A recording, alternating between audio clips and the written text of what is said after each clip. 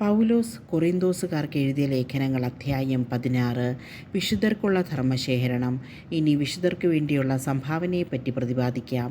ഗലാത്തിയായിലെ സഭകളോട് ഞാൻ നിർദ്ദേശിച്ചതുപോലെ നിങ്ങളും ചെയ്യുവിൻ.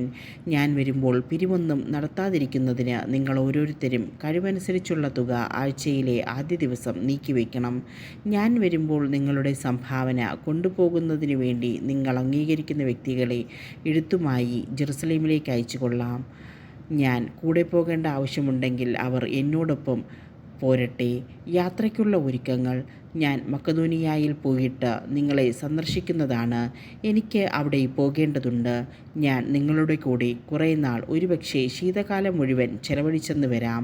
തദവസരത്തിൽ എൻ്റെ തുടർന്നുള്ള എല്ലാ യാത്രകൾക്കും വേണ്ട സഹായം ചെയ്തു തരാൻ നിങ്ങൾക്ക് കഴിഞ്ഞേക്കും. നിങ്ങളെ തിടുക്കത്തിൽ സന്ദർശിച്ചു പോരാൻ ഞാൻ ഇഷ്ടപ്പെടുന്നില്ല. കർത്താവ് അനുവദിക്കുമെങ്കിൽ കുറേ നാൾ നിങ്ങളോടൊത്ത് കഴിയാമെന്ന് ഞാൻ ആശിക്കുന്നു. പെന്തക്കോസ്ത വരെ ഞാൻ എഫെസോസിൽ താമസിക്കും. ഫലപ്രദമായ പ്രവർത്തനത്തിനുള്ള ഒരു വലിയ വാതിൽ എനിക്ക് തുറന്നു കിട്ടിയിട്ടുണ്ട്.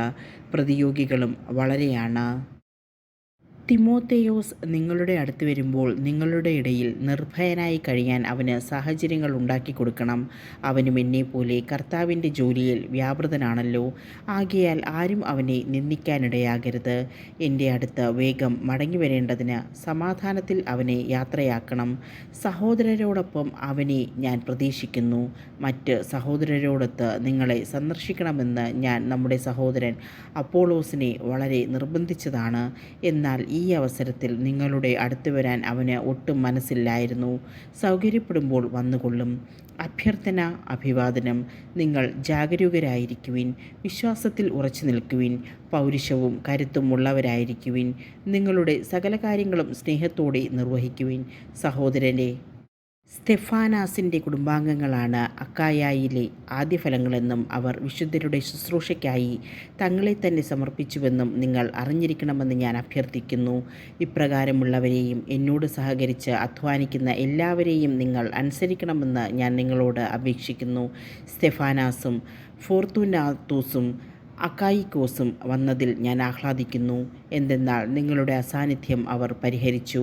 അവർ എൻ്റെയും നിങ്ങളുടെയും ആത്മാവിനെ ഉന്മേഷപ്പെടുത്തി. ഇങ്ങനെയുള്ളവരെ നിങ്ങൾ അംഗീകരിക്കണം. ഏഷ്യയിലെ സഭകൾ നിങ്ങളെ അഭിവാദനം ചെയ്യുന്നു. അക്കീലായും പ്രിസ്കായും അവരുടെ വീട്ടിലുള്ള സഭയും കർത്താവിൽ നിങ്ങളെ ഹൃദയപൂർവ്വം അഭിവാദനം ചെയ്യുന്നു.